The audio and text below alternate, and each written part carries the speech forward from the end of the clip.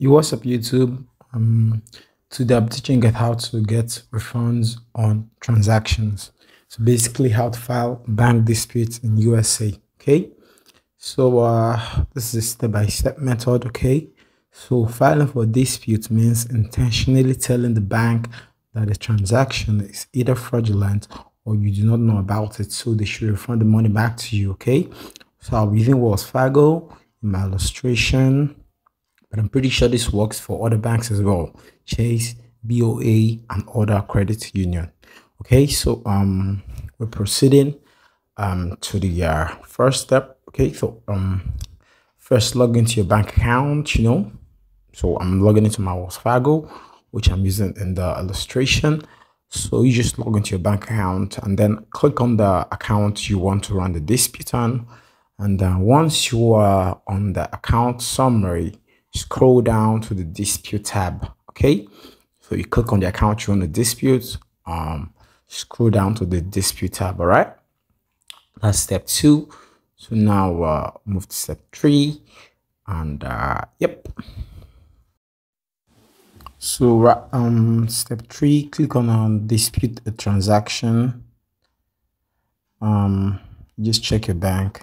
Might differ. I'm using Wells Fargo here. Click on dispute transaction, then click on file a new dispute.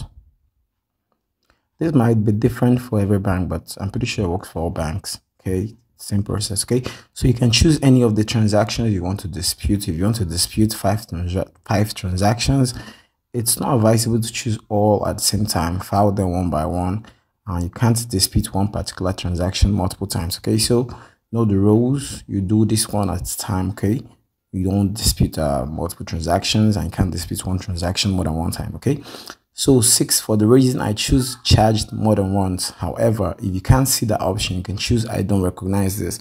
Okay, so the reason you're going to give to your bank for the dispute charged more than once or I do not recognize this. Okay, if you did not set the charge more than once option, you just choose I don't recognize this. This definitely should work for all banks. Okay, and so step 7, contacted merchant, no. Sign more than one receipt, no. Swipe card more than once, no. Any other question they ask at this stage is basically no. Okay, so at this point, any question you ask, you just tick no. Okay, and then click continue. So from that point to proceed, so now click on submit. You just submit your dispute, and I'm pretty sure it's going to be sent to the right department, and they'll process. You can see claim has successfully been filed. So easy. You get a confirmation number, which you should definitely save. Okay, so yeah, claim has successfully been filed. So easy, cool. So this is me filing my own bank dispute for Wells Fargo. You can try this for other banks. So if you're lucky, when it gets refunded same day or next day or in 2 days. Okay, so you can see I've got my money refunded, and that's basically how you file a bank dispute. You can actually get refunded for a transaction, okay, by just submitting your dispute. Okay, so there are questions and answers, Q's and A's. Can I run dispute on other banks? Yes, you can. What if my bank is new? Dispute is run on transactions. If account is new but has transactions, then yes. If no transactions, then you can't. Okay, what if my bank doesn't allow dispute to be run online? Then look for their toll-free number and call them.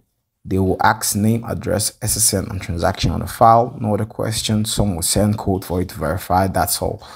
Does filing dispute give the account any issues? Well, if the person/trader realizes that you've called back the fund which was paid to him, he can also file for disputes to get his money back, obviously. Okay, so it's best you withdraw the refunded money quickly once it gets paid to you. So we've come to the end of the tutorial. Thanks for watching. Be sure to subscribe and stay tuned for next video.